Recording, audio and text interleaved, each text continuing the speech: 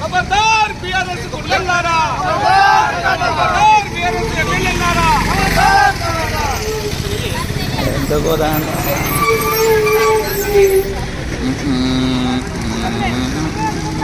Speaker గారికి బహిరంగ క్షమాపణ వెంటనే చెప్పాలి.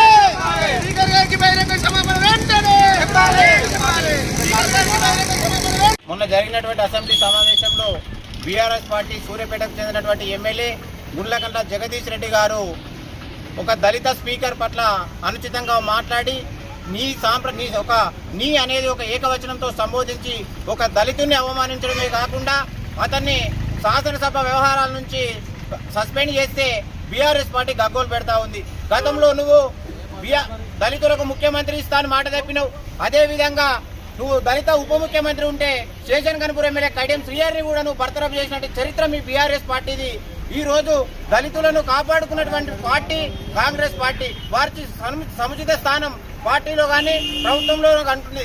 ఏదైతే ప్రభుత్వానికి ముఖ్యమంత్రి ఎవరైతే అధిపతిగా ఉంటారో శాసనసభకు స్పీకర్ అధిపతిగా ఉంటారని ఒక సోయి లేకుండా ఈ సభ సాంప్రదాయం ప్రకారం ఏం మాట్లాడకుండా నీకు ఇష్టం వచ్చినట్లు మాట్లాడితే ఊరుకునేది లేదు.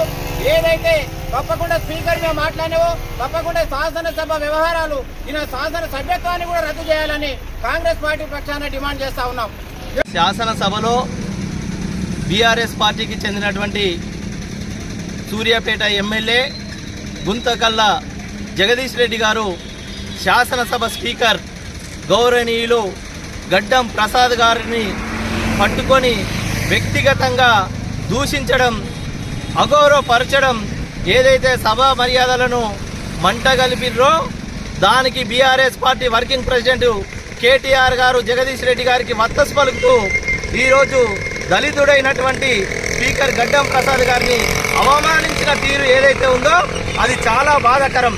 ఆ యొక్క బాధాకరమైన సంఘటనకు నిరసనగా ఈరోజు అక్బర్పేట భూంపల్లి మండల కేంద్రంలోని కాంగ్రెస్ పార్టీ ఆధ్వర్యంలో జగదీష్ రెడ్డి గారి దిష్టిబొమ్మను అలాగే కేటీఆర్ గారి దిష్టిబొమ్మను దగ్ధం చేయడం జరిగింది. మేము ఒకటే చెప్తా ఉన్నాం, గతంలో కూడా బీఆర్ఎస్ పార్టీ ఏదైతే ఉన్నదో దళిత వ్యతిరేక పార్టీ అని చెప్తా ఉన్నాం. ఎందుకంటే ఉద్యమ సమయంలో కేసీఆర్ గారు దళితుని ముఖ్యమంత్రి చేస్తా అని చెప్పేసి ఓట్లు అడిగి దళిత ముఖ్యమంత్రి చేయకుండా తాను ముఖ్యమంత్రి అయిండు.